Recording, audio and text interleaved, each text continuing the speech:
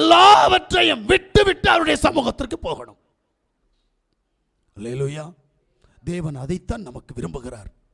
அப்ப அந்த காரியத்துக்குள்ளாக நீங்களும் நானும் கடந்து போனா உங்களையும் என்னையும் பரலோகத்தின் தேவன் என்ன செய்ய போகிறார் என்று சொன்னால் நித்திய ஜீவனுக்குள் நம்மை கொண்டு போக போகிறார். இதுக்காக நாம் காத்திருக்க வேண்டும். எல்லாவற்றையும் விட்டு விட்டா வெறுமையாயிரும். அல்லேலூயா. எனக்கு ஒன்று தெரியும். என்ன அப்படின்னா, வண்ணத்து பூச்சி ரொம்ப அழகு, பார்த்துருக்கேன், நல்ல அழகா இருக்கும். ஆனால் அது ஒரு கலரில் இருக்காதுங்க, பல கலரில் இருக்கும் வண்ணத்து பூச்சி. அதை ஒரு கலரில் இருக்கிற வண்ணத்து பூச்சியை எனக்கெல்லாம் சொல்லி தந்தாங்க. இதெல்லாம் செத்து போன ஆத்மா அப்படி சொல்லி கொடுத்தோம். அதனால் அந்த பூச்சியை பிடிக்க மாட்டோம். அந்த காலத்தில் இதெல்லாம் செத்து போனவங்க, இவங்களெல்லாம் தொற்றக்கூடாதான், அதனால் அதை பிடிக்க மாட்டோம். ஆனால் எனக்கு இப்போ செத்து போகிறவங்களா சாவாமல் இருக்கிறவங்களா இல்லை, எனக்கு முக்கியம் வண்ணத்து பூச்சி ரொம்ப முக்கியம். எல்லாரையும் கவரக்கூடியது வண்ணத்து பூச்சி. நிச்சயமாய் நீங்கள் பார்த்தவர்களாக இருக்கலாம், பார்க்காதவர்களாக இருக்கலாம், உங்கள் அத்தனை பேருக்கும் வண்ணத்து பூச்சி ரொம்ப பிடிக்கும். ஏன் பிடிக்கும் தெரியுமா? அதனுடைய கலர், அது பறக்கிற போது அதனுடைய அழகு. சிவா, இந்த வண்ணத்து பூச்சி இவ்வளவு கலராகவும் இவ்வளவு அழகாகவும் இருப்பதற்கு அது தன்னை தியாகம் செய்தது. அல்லேலூயா. நீ நாளைக்கு ஒரு நாள்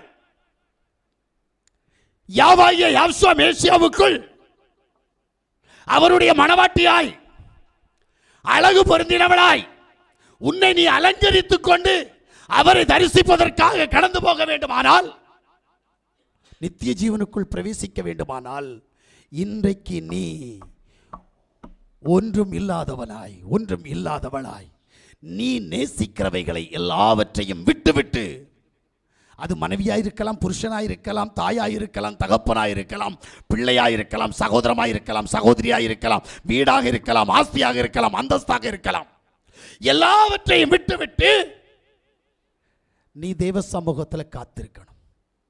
அந்த பட்டர்ஃப்ளை அதை தான் செஞ்சுச்சு. என்ன அப்படின்னா,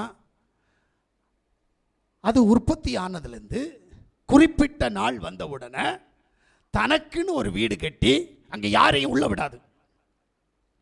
நல்லா இலை சாப்பிட்டு நல்லா திருப்தியா பச்சை பசையில் இருந்துச்சு அந்த புழு. இப்போ போய் என்ன செய்யும்னா, ஒரு இலைக்கு பின்னாடி தனக்குன்னு ஒரு கூடு கட்டி அந்த கூட்டுக்குள்ளால போய் தன்னை மறைத்துக் கொள்ளும். புழுவாக போனது, உண்ண உணவில்லை, குடிக்க தண்ணீர் இல்லை, உறவு முறை என்று சொல்வதற்கு ஏன் பெற்ற தாய் கூட பக்கத்தில் இல்லை. எல்லாவற்றையும் இழந்தவர்களாய் தன்னன் தனியாய் ஒரு கூடு கட்டி அதற்கு உள்ளாலே போய் காத்திருக்கும். நம்ம காத்திருக்க சொன்ன, உபவாசம் இருக்க சொன்னாலே மாமியாரை பக்கத்தில் கூப்பிட்டுக்கிடுவோம், மைனியாரை பக்கத்தில் கூப்பிட்டுக்கிடுவோம், மாப்பிள்ளையை பக்கத்தில் கூப்பிட்டுவிடும், பிள்ளையை பக்கத்தில் வச்சு என்ன பேனு பார்த்துக்கிடுவோம். அல்லது பிள்ளைய மக்களை படிவலை, இப்போ காத்திருக்கிற நேரத்தில் போய் படிவலை, உன்னை படிக்காமல் இன்னும் விளையாட்டு அப்படின்னும். சூப்பர் காத்திருப்பு நமக்கு. ஆனால் உதாரணமாக இருக்கக்கூடிய வண்ணத்து பூச்சி யாரிடத்திலும் பேசாது. உடனே சொல்லு, அதுக்கு பேச தெரியாதனால அவங்களுக்குள்ளால பாச தெரியும். தெரியுமா உங்களுக்கு? உங்களுக்கு புரியல. பாம்பாக இருந்தாலும் சரி, அது பூரானாக இருந்தாலும் சரி, அது குரங்காக இருந்தாலும் சரி, அது புலியாக இருந்தாலும் சரி, அவங்களுக்குள் பேசுகிற ஒரு தன்மை அதற்குள் இருக்கிறது. உனக்கும் பேசுறதுக்குள்ள ஒரு தன்மை இருக்கிறது போல் அதுக்கும் இருக்கு. மாறி மாறி அதுக்கு புரிஞ்சுக்குவாங்க. சரியா? ஆனா இந்த வண்ணத்து பூச்சி யாரிடத்தில் பேசுவதற்கு அனுமதி இல்லாமல் தன்னை தனிமையாக்கி கொண்டு எல்லாவற்றையும் இழந்து பல நாட்கள் காத்திருக்கும். ஒரு நாள் தன்னுடைய கூட்டை தானே உடைக்கும். உடைத்து வெளியில் வரும்போது உள்ள போன புழு வராது. இன்னைக்கு நம்ம பார்த்து நேசிக்கிறோமே, அழகு ரசிக்கிறோமே, அந்த வண்ணத்து பூச்சி வெளியே வரும். அல்லேலூயா. அது சிறகடித்து பறக்கிறதை பார்த்தால் அவ்வளவு அழகாக இருக்கும். என் வீட்டில் லேப்டாப் இருக்கிற நேரம் நான் அதை தான் போய் பார்த்துட்டு இருப்பேன். கம்ப்யூட்டர் இருக்கிற நேரம் அதை பார்த்துட்டு இருப்பேன். எனக்கு ரொம்ப பிடிக்கும், அது உண்மை. ஆனால் அதுபோல் நான் ஒரு நாள் மாற வேண்டும் என்கின்ற ஆசை. அதற்காக நீங்களும் நானும் காத்திருக்க வேண்டும்.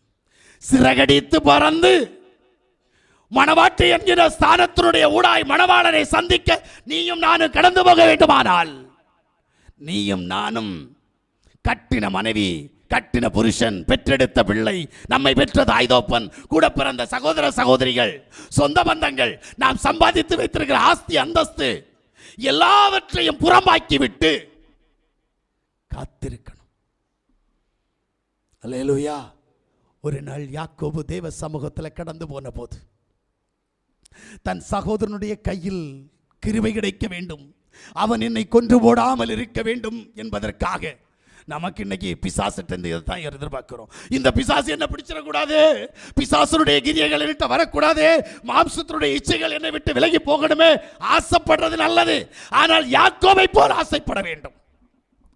யாக்கோபு ஆசைப்பட்ட ஆசைக்காக தன் மனைவியையும் மறுமனையாட்டிகளையும், அதாவது வேலைக்காரிகளையும் பிள்ளைகளையும் ஆஸ்தி அந்தஸ்துகள் எல்லாவற்றையும் தூரப்படுத்தினான் என்று சொல்லி நான் வேதத்திலே வாசிக்கிறேன். நான் தான் வேதத்தில் வாசிக்கிறேன், நீங்க வாசிக்கல, அதனாலதான் நமக்கு புரியல. அல்லேலூயா. நாம விரும்புகிறோட கூட இருந்துதான் உபவாசம் இருப்போம். நீங்க உங்களை தனிமைப்படுத்தி கொண்டால் தேவன் உனக்கு துணையாக கடந்து வருவார். இதான் உண்மை. ஆனா நம்ம என்ன செய்ய மாட்டோம், தனிமைப்படுத்த மாட்டோம். அதனால தேவன் நம்ம கிட்ட வர்றதில்லை. பிசாசு என்ன செய்வான், நம்ம கூட வந்து நம்ம கூட ஐக்கியப்படுவான். தேவ சமூகத்தில் கடந்து வந்து தேவனுடைய நாமத்தை மகிமைப்படுத்தி கொண்டிருக்கிற தேவனுடைய பிள்ளைகளே, உங்களை நீங்கள் வண்ணத்து பூச்சியை போல மாற்றிக்கொள்வதற்காக நீங்கள் பிரயாசப்படணும். இதற்காக நீங்கள் காத்திருக்கணும்.